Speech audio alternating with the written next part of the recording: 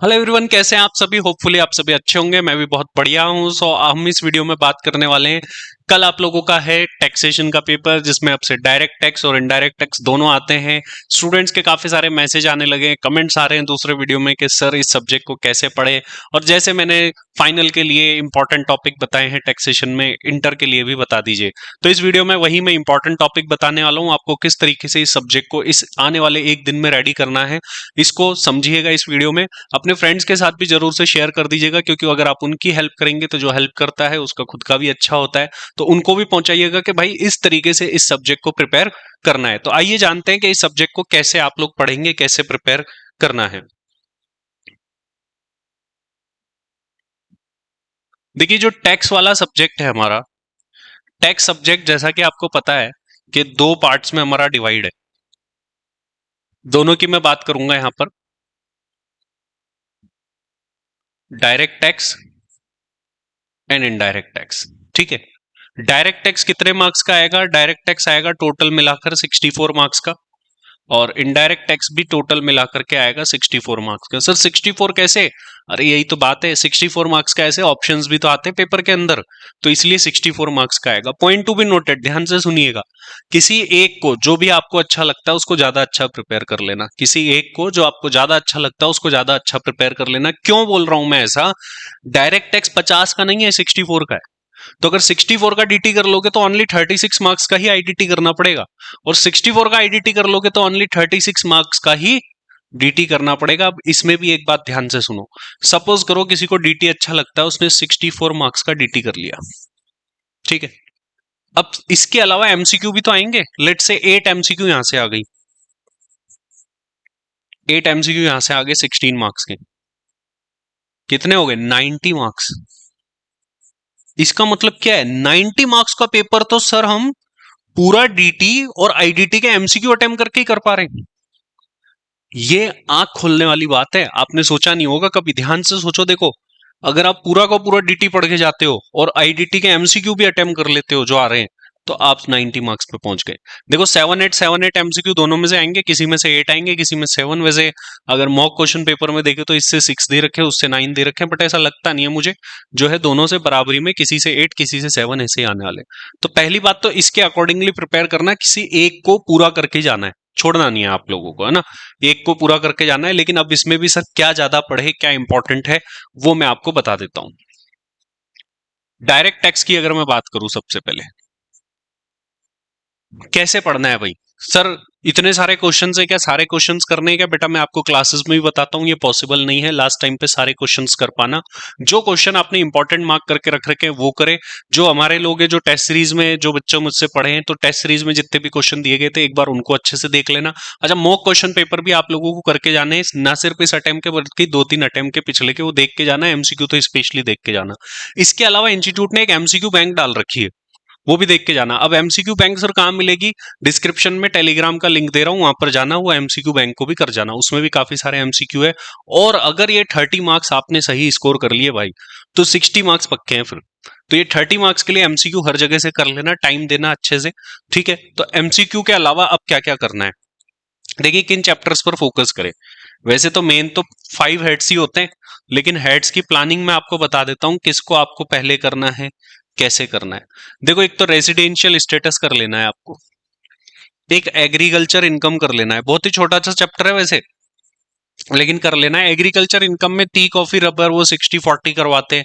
इस टाइप के क्वेश्चन भी आते हैं। और या फिर इस टाइप का क्वेश्चन आएगा कि इनमें से कौन सी एग्रीकल्चर है, कौन सी नॉन एग्रीकल्चर है, ये पहचानो। इस टाइप से भी दे सकते हैं आपको। इसके अलावा इनकम फ्रॉम सैलरी का एक 7 8 नंबर का क्वेश्चन आएगा। इनकम फ्रॉम हाउस प्रॉपर्टी का 7 8 नंबर का क्वेश्चन आएगा। दोनों आसान आसान से चैप्टर है। सैलरी लंबा जरूर है, बट अगर आपका टाइम कम है तो आप आराम से मैराथन देख लेना मेरी। 1.5 या 2x जो भी आपको लगता है उस पे करके आप उसको देख लेना। पीजीबीपी, देखो पीजीबीपी का है ना, क्वेश्चन आसान ही आने वाला है, तो इसलिए टेंशन मत लेना ज्यादा। इजी लेवल का क्वेश्चन आएगा। चैप्टर थोड़ा सा टेक्निकल लगता है बच्चों को। और एक अदर सोर्स, कैपिटल गेन को थोड़ा बहुत स्किप कर सकते हैं जिसको अच्छा नहीं लगता है वो। ठीक है। और अगर मान लो कोई एक पूरा डीटी और वो वैसे वाली स्ट्रेटेजी पे जा रहा है तो उसको कैपिटल गेन भी करना पड़ेगा। इसके अलावा मुझे लगता है set of and carry forward से इस बार क्वेश्चन आ सकता है। बाकी जो टॉपिक्स हैं उनसे क्वेश्चंस नहीं आते हैं। बाकी टॉपिक्स कौन से, जैसे क्लबिंग से बहुत कम क्वेश्चन आता है तो उसको लेस इंपॉर्टेंट में डाल सकते हो। डिडक्शन से बहुत कम क्वेश्चन आता है, लेस इंपॉर्टेंट है। टीडीएस, रिटर्न ऑफ इनकम, इनसे भी बहुत ही कम क्वेश्चन आते हैं, तो ये भी लेस इंपॉर्टेंट के अंदर रहते हैं टॉपिक। तो मेन आपको जो पेपर मिलने वाला है वो यहां से मिलने वाला है। अगर सर आपने देखो मान लो सब कुछ करके जाना जरूरी नहीं है, ये मैं आपको बता दूं। अगर आप पूरा 100% करने की कोशिश करोगे इतने कम टाइम में नहीं होगा। लेकिन इंटेंशन क्या है, 100 नंबर का ही तो पेपर करना भाई, 28 का तो छोड़ सकते हो ना तुम लोग।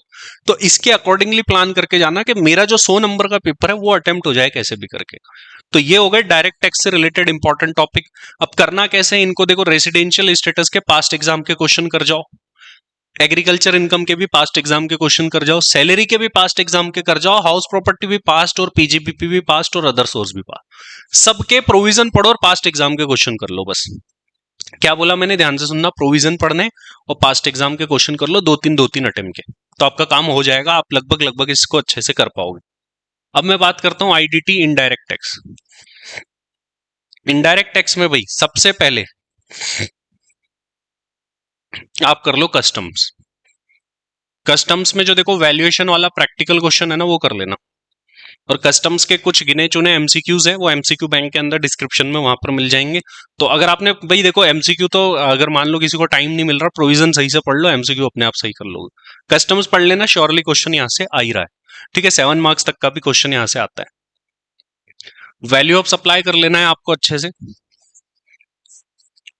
टाइम ऑफ सप्लाई कर लेना है आपको। देखो यहां से एमसीक्यू भी बन सकता है, छोटे छोटे एक क्वेश्चन में 2 सब पार्ट देके भी क्वेश्चन बन सकता है।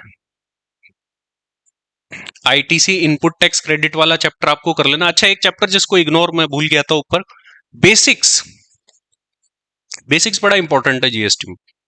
एडवांटेजेस क्या है जीएसटी के, नीड क्या है जीएसटी को लाने की, ऐसे क्वेश्चन पूछे जाते हैं। तो इसलिए बेसिक्स भी बड़ा इंपॉर्टेंट है। जीएसटी काउंसिल क्या है, तो ये टाइप के क्वेश्चन जो है बेसिक्स के भी पूछे जाते हैं। सॉरी। अपार्ट फ्रॉम दैट आप देखें रजिस्ट्रेशन। रजिस्ट्रेशन में कैसे आपको केस दे देंगे, बताइए ये पर्सन रजिस्ट्रेशन करने के लायबल है या नहीं है, या ड्यू डेट क्या होगी इफेक्टिव रजिस्ट्रेशन होने की। इस टाइप के क्वेश्चंस आपको रजिस्ट्रेशन से बना सकता है। कौन से पर्सन रजिस्ट्रेशन के लिए लायबल नहीं है, इस टाइप के क्वेश्चन बना सकता है। अच्छा, इसी बीच में मुझे याद आया, यहाँ पे एडवांस टैक्स और एड ऑन कर लेना। एडवांस टैक्स थोड़ा सा इंपॉर्टेंट टॉपिक है, एमसीक्यू भी बन सकते हैं। इसके अलावा RCM, reverse charge mechanism, determine with who is liable to pay tax in following situation, case देके पूछ सकते हैं आपसे। और एक कंपोजिशन स्कीम। देखो इसमें हो सकता है, और सर आपने तो इतने सारे चैप्टर बता दिए, मैंने कुछ चैप्टर अभी भी इंक्लूड नहीं करे हैं, जैसे कितना बड़ा चैप्टर एग्जाम्शन। और एग्जाम्शन तो जनरली मैं क्लासेस में कराता भी नहीं हूँ, बोलता हूँ आप पढ़ लो इसको, इसमें से कुछ आना तो है नहीं, क्वेश्चन भी नहीं आते, और आते तो भी इतनी बड़ी है, आप उस पर टाइम लगाओगे। एक स्टडी करने वाली, रीड करने वाली, रटने वाली चीज है, अल्टीमेटली आपको बार बार रीड करना पड़ेगा तभी होगा। देखो ये टॉपिक्स है, लेकिन आईडीटी के जो चैप्टर्स है ना छोटे छोटे हैं। अगर किसी को आईडीटी अच्छी लगती है या आसान लगती है तो मैं ये भी एडवाइस करूंगा भाई आईडीटी भी अच्छे से कर लो, या पहले इसको कर लो। अगर आपको अच्छी लगती है तो इसमें मार्क्स स्कोर करने की ज्यादा संभावनाएं है, चांसेस है। बट मेरा फोकस हमेशा, और मेरा जो ज्यादा मार्क्स, क्योंकि प्रैक्टिकल इसमें आते हैं तो इसलिए ज्यादा मार्क्स आने के चांसेस डायरेक्ट टैक्स में रहते हैं। लेकिन अगर आप ये वाले चैप्टर कर लेते हैं जो मैंने सामने लिखे हैं, तो आपके 100 प्लस नंबर का पेपर इन्हीं में से आना है। 100 प्लस नंबर मैंने आपको बोल दिया इन्हीं में से आना है, तो आप यहां से पेपर अटेम्प्ट कर सकते हो पूरा का पूरा। ठीक है, इसके अलावा आपको प्रोविजंस पढ़ने हैं, मेन मेन क्वेश्चंस करने हैं। इन चैप्टर्स में भी आपको स्टडी मैट ही करना है, ज्यादा कुछ करके नहीं जाना है। इसमें पास्ट ट्रेंड में भी स्टडी मैट से ही क्वेश्चन आए थे, वो करने हैं। प्रोविजन पढ़ो फटाफट से और स्टडी मैट के क्वेश्चन कर लो, बाहर कहीं नहीं जाना। आईडीटी में इसमें प्रोविजन पढ़ो और पास्ट एग्जाम के क्वेश्चन करने हैं। ये मैंने आपको स्ट्रेटेजी बता दी जो फॉलो करनी है। एमसीक्यू की प्रैक्टिस कब कहाँ से करनी है, एक एमसीक्यू बैंक अटैच कर रहा हूँ, वहां से कर सकते हो आप। इंस्टीट्यूट ने जो एमक्यू पे रिलीज करे इस अटेम्प्ट के और पिछले 2 अटेम्प्ट के, उनको मिला करके उनको भी आपको एक बार देख करके चले जाना है। अगर आप ये सब करते हैं तो आपका पेपर बहुत अच्छा होगा। कल जब मैं सजेस्टेड आंसर बना रहा हूँ तब आकर के बताना आपका पेपर कैसा हुआ, और जो मैंने बताया था लगभग लगभग वहीं से ज्यादातर या मैक्सिमम क्वेश्चन आए कि नहीं आए, देखो हालांकि पेपर तो यहीं से आना है क्योंकि यही मेन मेन चीजें हैं आप लोगों के लिए। चलिए, तो अब मैराथन आप लोग देख लीजिएगा, अगर आपने मैराथन अभी तक नहीं देखी, उसमें मैंने ये सारी चीजें अप्रोक्स कवर कराई है। तो इस वीडियो में इतना ही, आप सभी को all the very best. Hopefully आपका पेपर अच्छा होगा, और ये बता दूं पेपर आसान आएगा, टेंशन मत लेना, पेपर इजी ही आएगा, मैं आपको बोल रहा हूँ। चलिए, थैंक यू वेरी मच।